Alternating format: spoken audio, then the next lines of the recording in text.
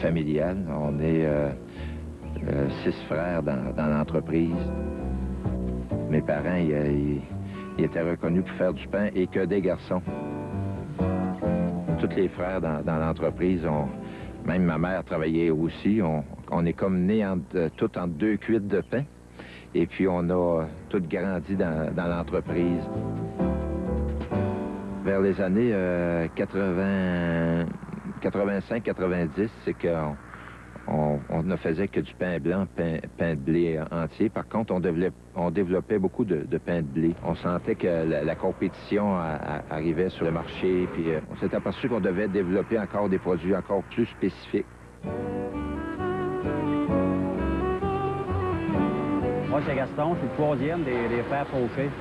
Le dernier de la famille à rester sur le plancher et vraiment faire du pain. Le pain sans sucre, sans gras, c'est moi qui l'a développé. Mes frères aux ventes pensaient que ce serait une bonne idée de sortir un pain nouveau parce que ça serait plus un pain santé. On a commencé à développer en petite quantité, puis on s'est aperçu que c'était très, très populaire.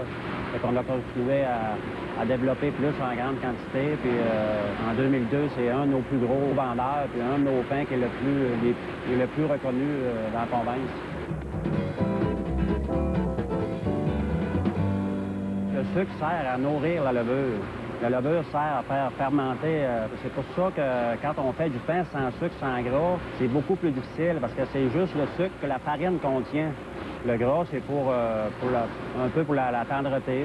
Ça aide aussi à la fermentation parce qu'ils mettent des produits dans le gras, des émulsifiants qui aident à la fermentation.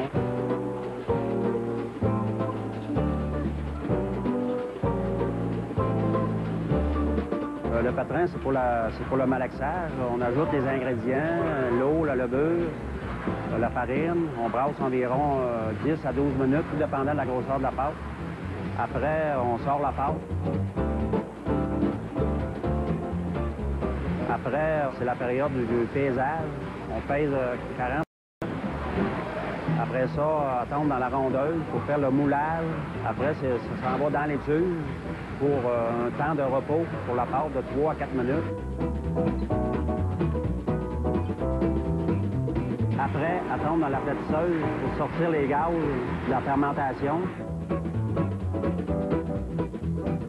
Ensuite, on les rentre dans l'étuve pour faire lever le pain environ 1 heure.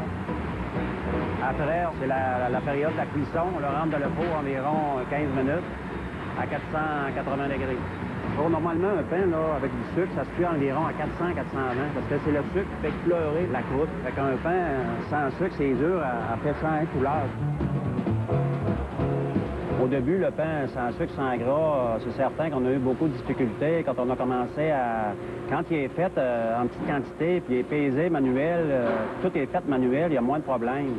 Mais quand on est venu à le faire en grosse quantité industrielle dans nos machines, ça a été beaucoup, beaucoup plus compliqué en l'enfournement, juste à bouger les tôles, les moules, le pain recalait. On a eu beaucoup de mauvaises surprises, mais à force de travailler et être persévérant, plusieurs ont arrêté d'en produire, mais nous autres, on a persévéré et on a réussi à régler toutes les étapes.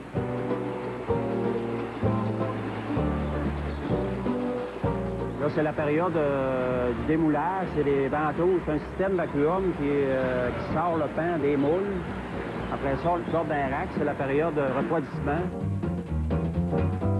On prend la température de chaque fournée, puis on le tranche entre 90 et 100 degrés, c'est la température idéale pour une meilleure conservation.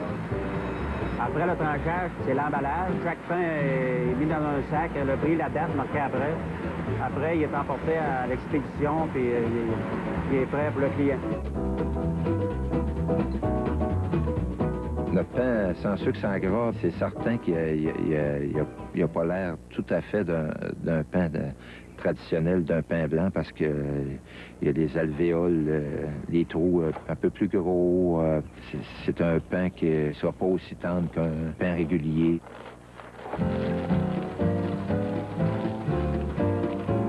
Un pain sans sucre, sans gras, de blé entier, goûte plus le pain qu'un pain sandwich sucré. Avec les nouvelles sortes de pain, qu'il y a, que C'est plus, l'accent est plus sur la tendreté, mais ça a moins un vrai bon goût de pain, là. Un pain sans sucre, sans gras, va garder plus son goût de pain comme tel. Ça devient moins une pâtisserie, on pourrait dire.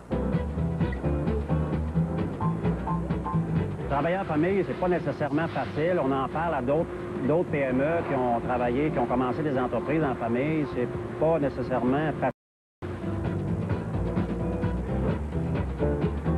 Mais on s'est toujours débrouillé entre frères pour être capable de continuer.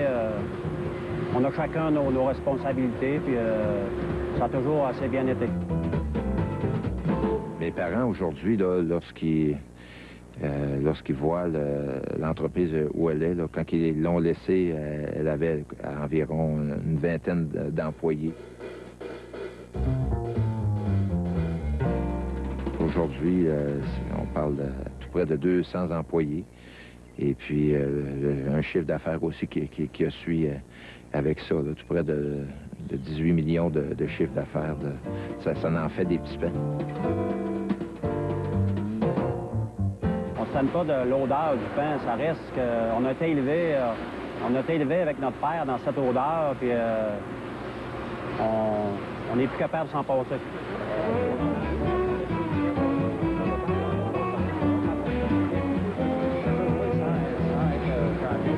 La clé du succès, moi puis mes frères puis nos employés, c'est de s'entendre bien tout le monde. C'est ça qui est le principal.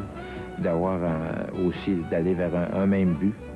Et puis que, c'est drôle à dire, mais qu'on a l'impression qu'on s'amuse en travaillant.